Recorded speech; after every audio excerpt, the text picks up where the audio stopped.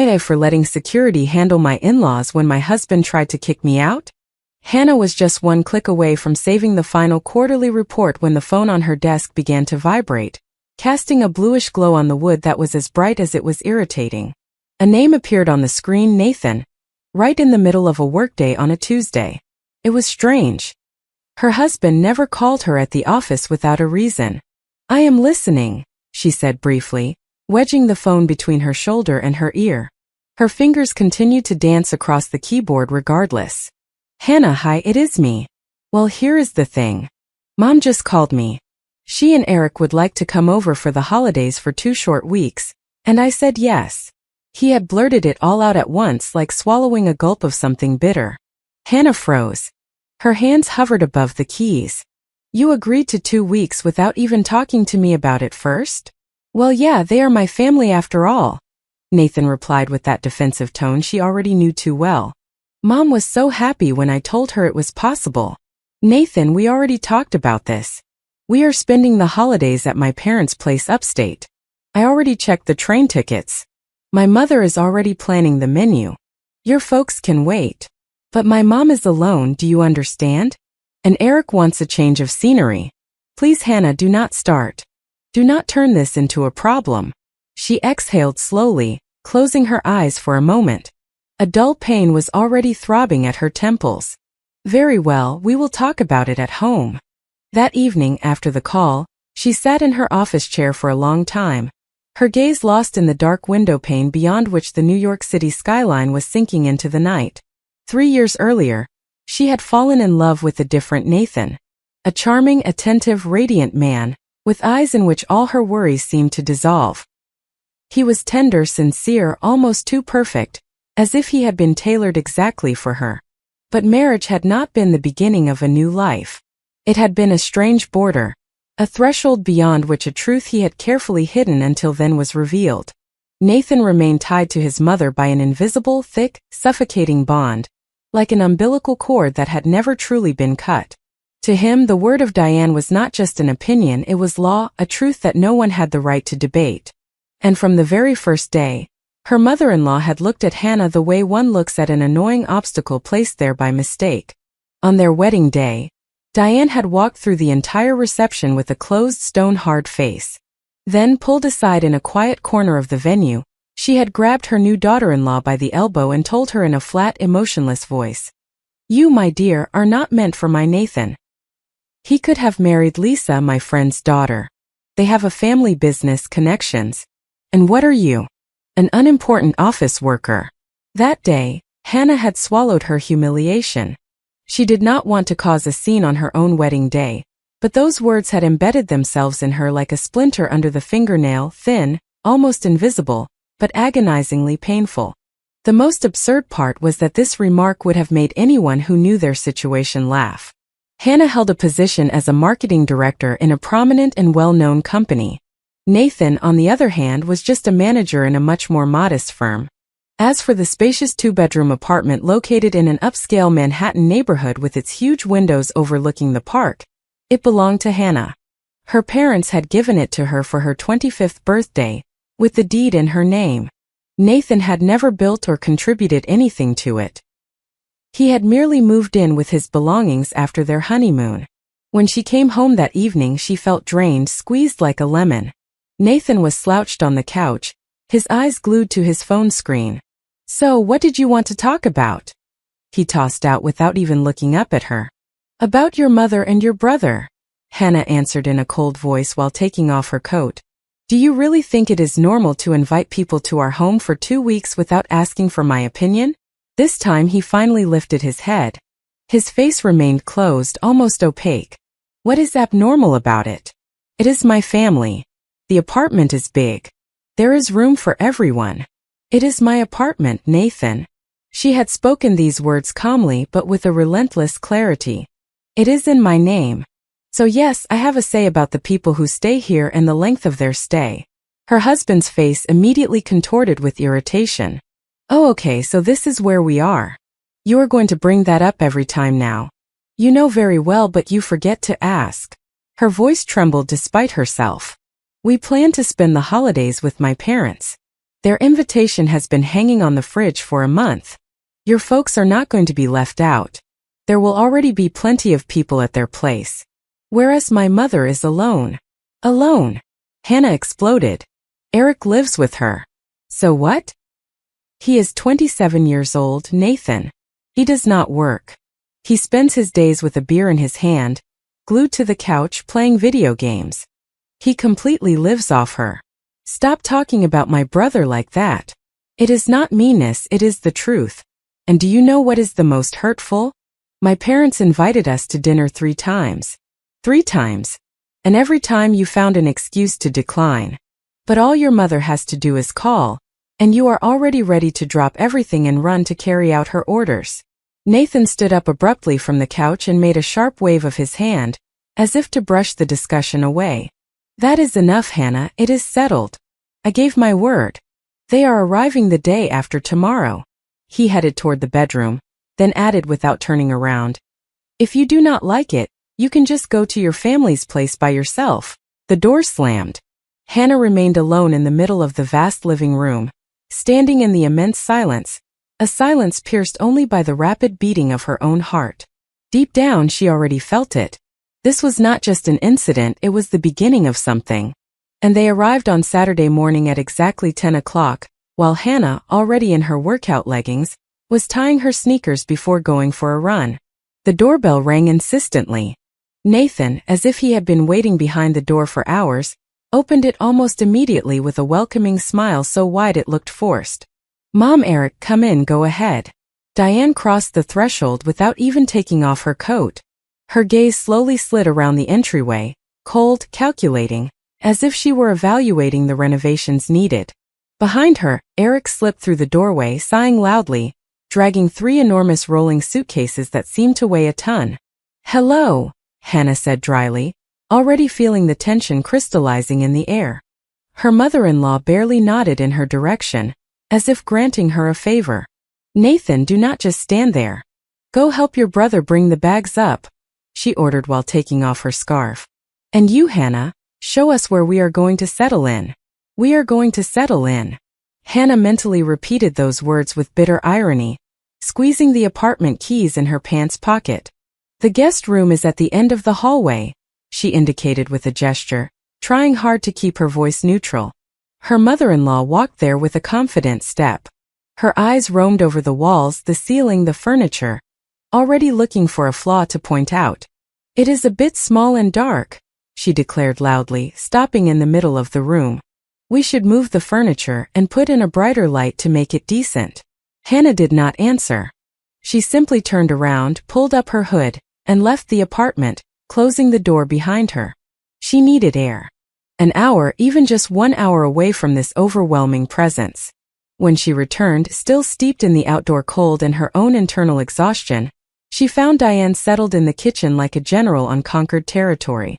On the table, she had already spread out her provisions.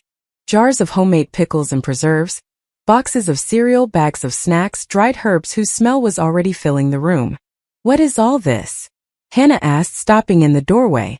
Real food, the mother-in-law replied briskly, without even turning toward her. I brought some because I do not know what you eat here in the city. Probably all your processed junk.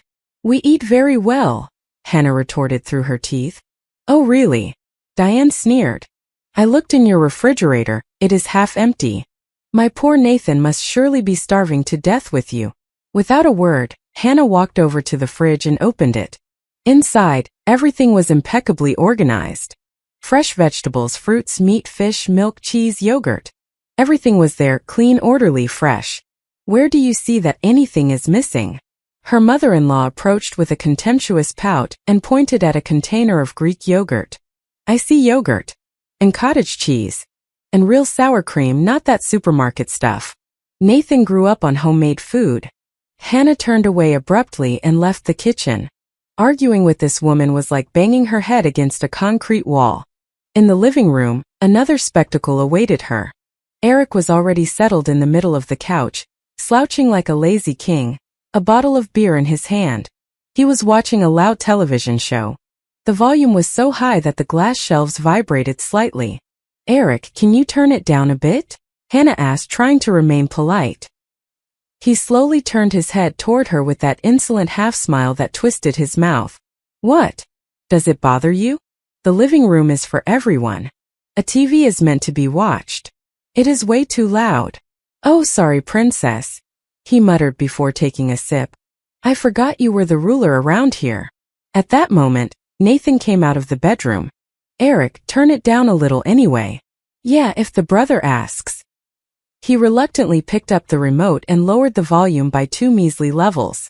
The racket remained almost as unbearable.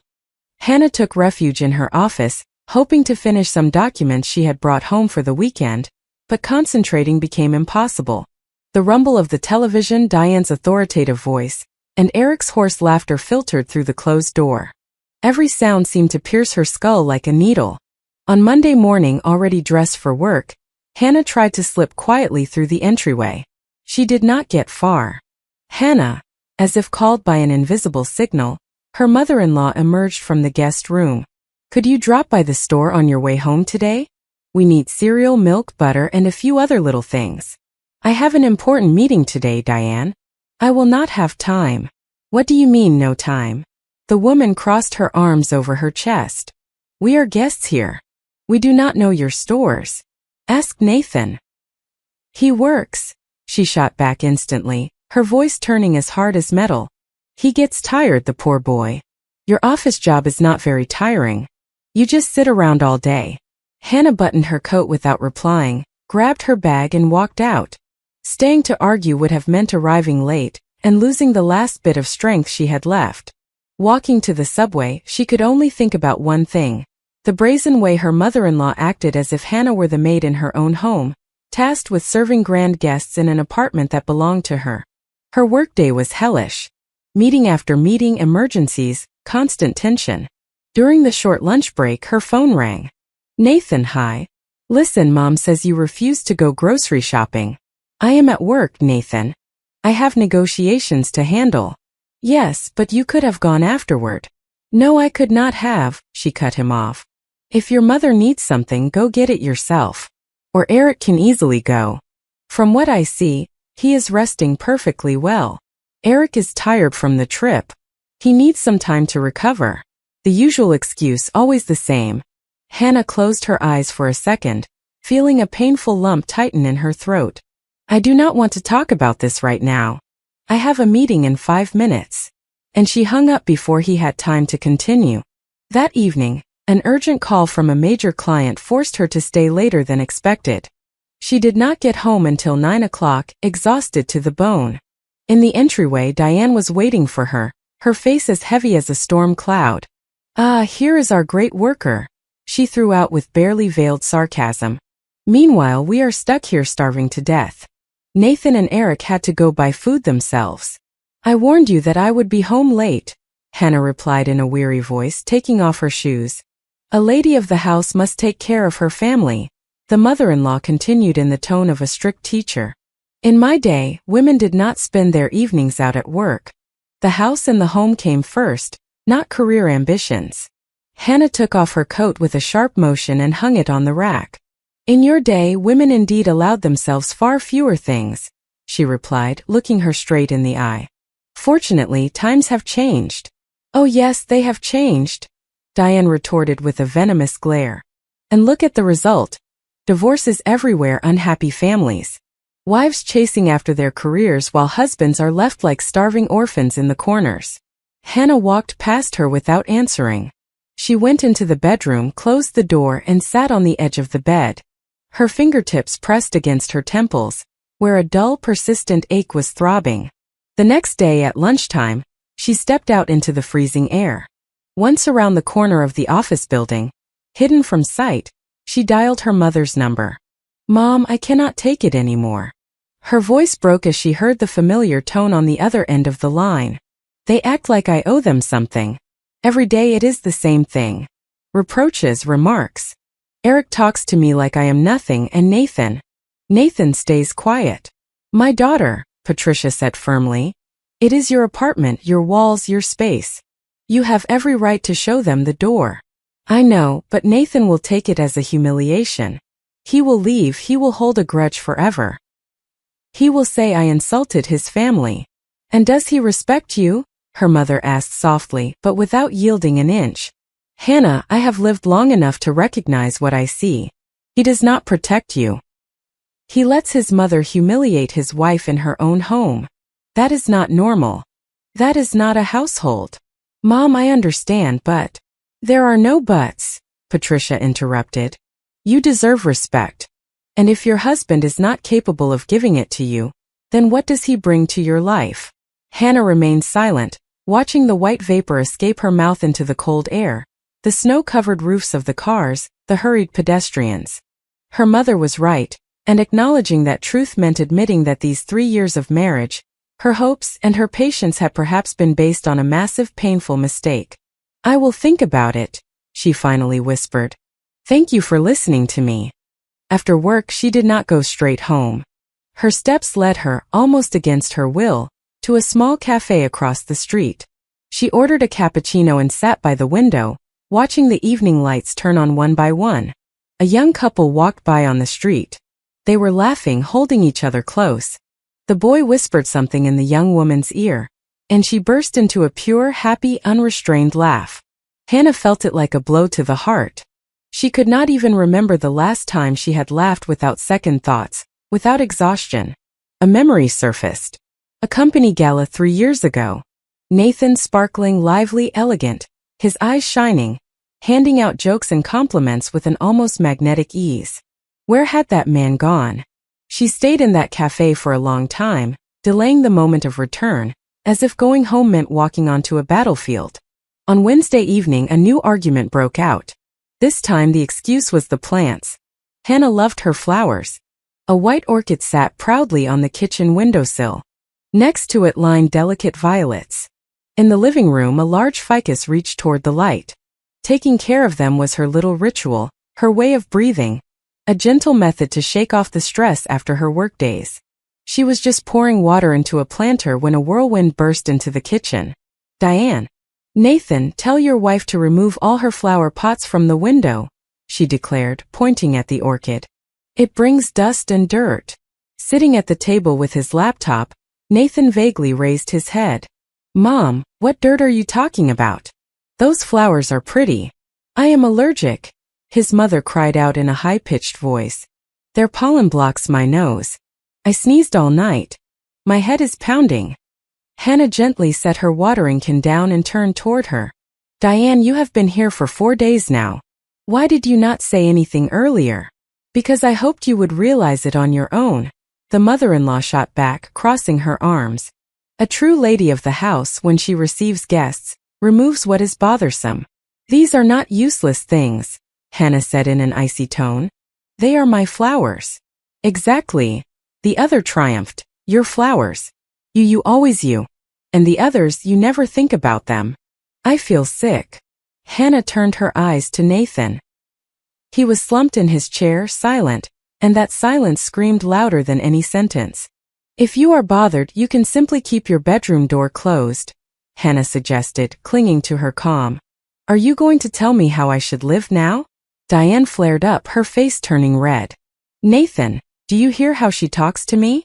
Nathan sighed and pushed his computer away. Hannah, maybe we could just put them on the balcony for a while. Just until Mom feels better. Hannah slowly crossed her arms over her chest. Inside her, something was freezing, hardening. No. It is my home and they are my flowers. If your mother is uncomfortable here, she paused, staring her mother-in-law right in the eye, then she can cut her visit short and leave earlier. Diane's face contorted with rage. Ah, there it is. Nathan, do you hear? Your wife is kicking me out. I am not kicking anyone out, Hannah replied in a low voice, sharp as steel. I simply refuse to change my life because of someone else's sudden whims. A heavy, oppressive silence fell over the kitchen. Then the mother-in-law stepped closer to her, fists on her hips, eyes filled with hatred. Whims, she hissed. Whims are when your personal comfort comes before your family's health. When Nathan was little, I threw out all the flowers in the house. He had asthma. That is what it means to truly love your own. That is what it means to be a real mother. Nathan never had asthma, Hannah replied with almost surgical calmness. He told me himself how he spent his summers running around the countryside without the slightest allergy problem. For a second, Diane wavered. Her eyes darted to her son, but she quickly recovered. He did not have it because I knew how to prevent the problem in time. I removed everything that could harm him. Whereas you, even this little thing, you are not capable of doing for your family. Mom, that is enough, Nathan finally blurted out, getting up from his chair. His voice sounded tired, annoyed, but not brave. Let us stop this scene. You are defending her? His mother choked out, turning to him as if he had just betrayed her. Your own mother you do not defend, but her, yes. I am not defending anyone, he shouted. I just want a little peace. That sentence dropped into the room with all its weakness. Diane sniffed contemptuously, spun on her heels, and left the kitchen with theatrical dignity before slamming the guest room door. The noise echoed for a long time. Hannah then rested her eyes on her husband. Thank you. Thank you so much for your support. Hannah, come on, he sighed without looking at her. You know she is old. We are not going to change her now. Old. Her voice trembled. She is 56, Nathan, not 90. She knows exactly what she is doing. Every word, every gesture. But Nathan did not answer. He sat back down and buried himself in his laptop screen again, as if that screen could protect him from reality. The conversation had just died for good. On Thursday morning, Hannah woke up with a new clarity in her head. A cold, sharp clarity. Her patience had reached its limit. She walked into the bedroom. Nathan was lying on the bed, scrolling through his newsfeed on his phone. We need to talk seriously. Not again, he grumbled without taking his eyes off the screen. About your family. I cannot take it anymore. Your mother snoops through everything, criticizes everything. Eric acts like a bore. And you pretend not to see anything. It is my apartment, and I want them to leave today. This time Nathan sat up. His face hardened. Hannah, they have 1 week left. Just 1 week. Cannot you just be patient? No, I cannot. Her voice broke. Are you blind or what? They act like I am an intruder in my own home. Like I am just tolerated here. You are exaggerating, he muttered weakly. No, I am not exaggerating. And listen to me carefully. For the holidays I am going to my parents. If you want to come, come. Otherwise, stay here with your mother. Nathan frowned. His cheeks took on a slight red tint. You cannot just run away like that. Yes, I can. Then she added in a tone that sounded like a verdict. It is my apartment and I will do what I deem necessary. He jumped out of bed. Always this apartment thing. Do you think I do not see the way you look at me? Like I am a parasite, a freeloader. I never thought that. But you act as if you forgot whose home you are living in. He muttered something incomprehensible and stormed out of the room, slamming the door violently. Hannah then walked over to the closet. Her hands were not shaking. She took a travel bag and methodically began to pack her things. A warm sweater, jeans, her toiletries, her papers. Her heart was beating fast, but it was not fear. It was a strange, icy peace. For the first time in 3 years of marriage, she was not making a decision to save the couple. She was making it to save herself. About 30 minutes later, Nathan returned. Seeing the bag almost packed, he froze in the doorway. What is this now? I told you. I am leaving. He stepped forward, his arms crossed, trying to look firm. Hannah, do you realize what you are doing? You are leaving me alone with my family right before New Year's. I am not leaving you. I am simply refusing to be the one who gets trampled on in my own home. Nathan went quiet for a second. In his eyes something changed. A nasty, calculating gleam crossed his gaze. He seemed to realize that he had to play his last card. And that was when he dropped the line that instantly shattered the final thread still hanging between them. Mom and Eric did not come for nothing. They have been telling me from the start that they do not like you. And when they leave, they want you to be gone too. Hannah stood still, a t-shirt in her hands. Very slowly she turned toward him. She was no longer looking at him as her husband. She was looking at him as a stranger, as someone dangerous. Repeat that, she said softly. What did you just say? Nathan paled. He had just spoken too quickly, gone too far. His own words now floated between them like a death sentence. Well, you understand Mom is not thrilled. I understood perfectly. Her voice had become smooth, freezing. You want me to leave my own apartment? Is that your plan? No, that is not what I meant, he rushed to say. But it was too late. Then what, Nathan? What exactly did you mean? He stood there, awkward, speechless, unable to find an answer. Without waiting any longer, Hannah took out her phone. Her finger found the desired number in her favorites. Dad, she said without taking her eyes off Nathan. Come over right away, please, and bring the security guys with you. Nathan turned white. What are you doing? Why are you calling your father? She did not answer. She calmly put the phone down, walked over to the section of the closet where Nathan's belongings were, and started pulling them out. T-shirts, jeans, sweaters. She placed them neatly in piles on the bed. Richard, Hannah's father, arrived outside the building 40 minutes later. He was accompanied by two men dressed in dark clothing. There was nothing overtly aggressive about them, but a calm strength emanated from them, so obvious that it cut off any desire to argue. Thank you for coming, Dad, Hannah said as she welcomed them into the entryway. What happened, sweetheart? He asked, sweeping his gaze across the apartment. I am kicking Nathan and his family out today. They do not live here anymore. Drawn by the noise, Diane immediately popped out of the guest room. What is this? Who are these people? Hannah turned to her. Pack your bags. You are all leaving immediately. Her mother-in-law stood dumbfounded at first. Then a contemptuous sneer stretched across her face. Have you gone crazy, girl? We are not going anywhere. We are in my son's home. You are in my apartment, Hannah corrected. And I am the one who decides when a visit ends.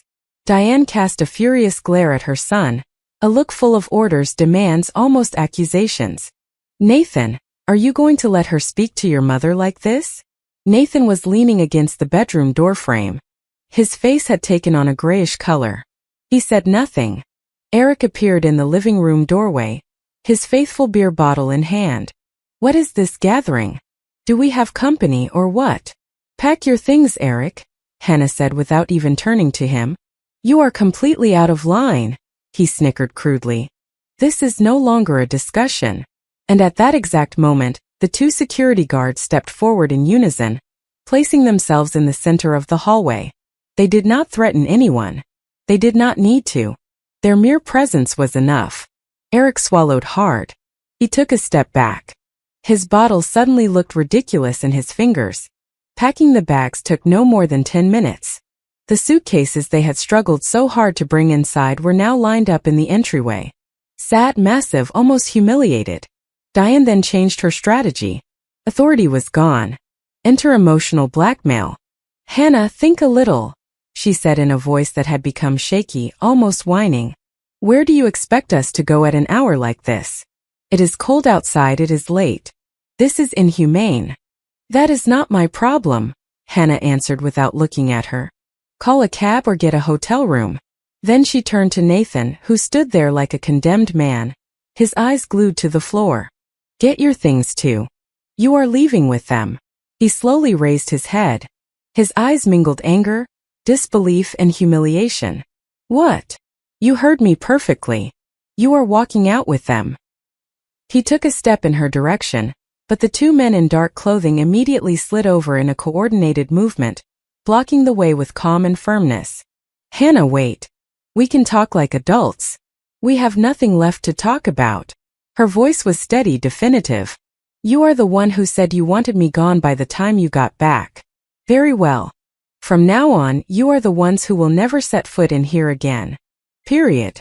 Nathan stood frozen. Rage, panic, incomprehension, and then a miserable plea flickered through his eyes. But meeting his wife's cold determination, he collapsed inwardly. His shoulders slumped. Without a word, he went back into the bedroom where his pile of clothes was waiting for him on the bed. He stuffed them into a large gym bag. His hands were shaking slightly. Seeing her last chance crumble, Diane stepped closer to Hannah and whispered to her with hatred. You will regret this. Nathan is a good husband. You cannot find men like him anymore.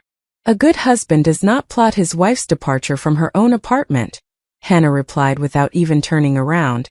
But he did not plot anything. He spoke out of anger. Everyone says things they do not mean when they are mad.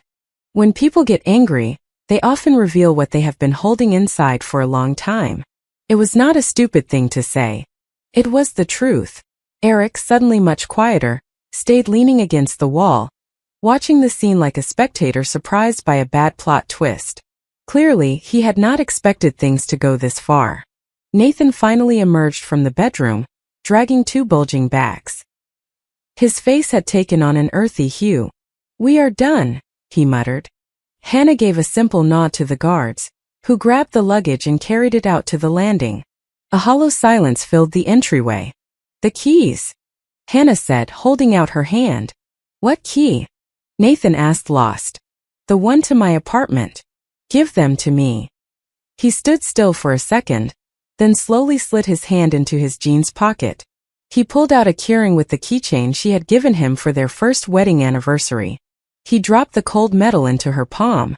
That little clinking sound of the keys was more violent than a scream. It sounded like the end of an entire life. A few moments later, they all found themselves on the brightly lit landing, surrounded by their suitcases. Diane still clung to her son's sleeve. "Nathan, call her right now. Explain to her. Tell her I was the one who spoke. Tell her this all came from me." "There is no point, Mom," he whispered in a low, choked voice without looking up. In that breath there was shame, helplessness, something broken. Eric kicked one of his suitcases. "That idiot will end up all alone. She will regret it." Nathan took out his phone without answering. 15 minutes later, a yellow cab took the 3 of them away, swallowed by the flow of cars into the night. Hannah closed the front door, turned the key in the lock and leaned her whole back against it. Her body began to shake. Not out of fear, but from the sudden release of all the accumulated nervous tension. Richard walked over gently and placed a hand on her shoulder. "Are you sure about your decision, sweetheart?" "Completely sure." She opened her eyes. They were tired but pierced with a new clarity. "Yes, Dad. Absolutely. I do not have a single doubt left." "Then come, let us go home. Mom is waiting for you. She is very worried." Hannah nodded. She picked up the travel bag she had packed to go to her parents' place, took one last look at the apartment entryway, her entryway, once again hers alone, then stepped out, closing the door behind her. The next day the phone rang 5 times in a row. "Nathan." Hannah watched the screen light up and did not answer. Then a long message arrived, confused, clumsy, full of, "I was not thinking, Mom is responsible, we can start over." She read it just once all the way through. Then, without the slightest regret, she pressed delete.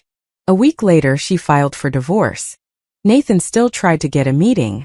He pleaded in voicemails. Only once did she agree to answer. "I have nothing left to say to you," she stated calmly. "The apartment belongs to me. It is a legal fact. We have no shared assets.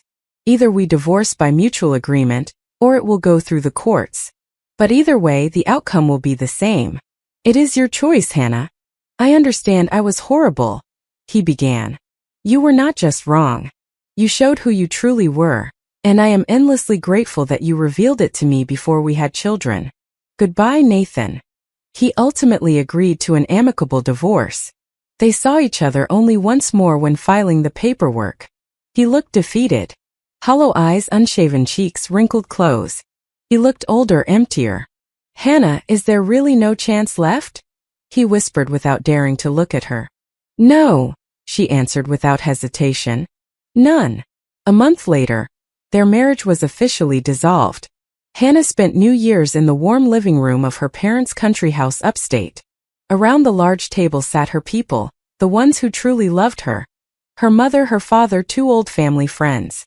In the fireplace, the fire crackled softly. The air smelled of oranges, cinnamon, and warm wood. Patricia wrapped an arm around her daughter's shoulders. "It is gentle here, it is quiet." "It is true," she murmured. "Tell me, darling, are you happy?" Hannah looked up at the dark window where heavy snowflakes swirled in the glow of the street lamps. A light, peaceful, almost radiant smile settled on her face. "Yes, Mom. I am happy because I am finally free. That same night, Nathan celebrated New Year's Eve in his mother's small apartment. Diane was fussing in front of the refrigerator. Eric remained glued to the television with a new bottle in his hand, and Nathan, off to the side, stared at the wall in front of him with a blank expression. He thought about that one sentence that had slipped out of him. That sentence that came out like a time bomb and destroyed everything he owned. He had not only lost his wife and the roof over his head. He had lost something even more serious, his self-respect, because at the decisive moment, he had failed to defend the woman he had sworn to love, and he had let other people trample his marriage until it was reduced to crumbs. Hannah never saw him again. She moved back into her apartment overlooking the park.